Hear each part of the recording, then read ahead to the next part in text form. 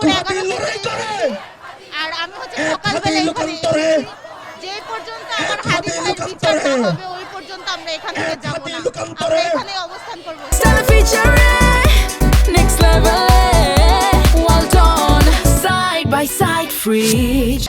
আমরা সবাই হাতি হব, সরকারের কাছে একটাই আবেদন যাতে হচ্ছে আমাদের জাস্টিস পাই। আমরা সবাই হাতি হব।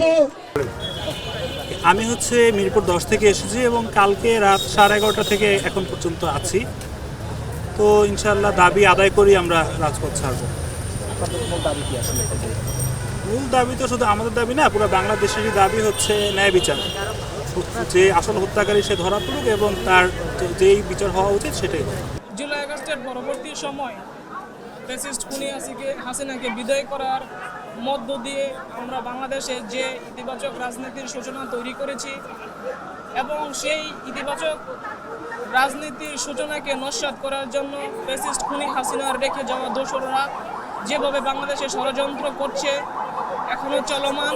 এই ষড়যন্ত্র করে আমাদের অগ্রণী বাগা থাকা জুলাই আগস্টের সৈনিক শরীফ ওসমান হাদিকে যেভাবে দিনের আলোতে দিবালোকে যেভাবে গুলি করে হত্যা করেছেন, এটি বাংলাদেশের জন্য জুলাই আগস্টের পরবর্তী সময় খুবই দুঃখজনক।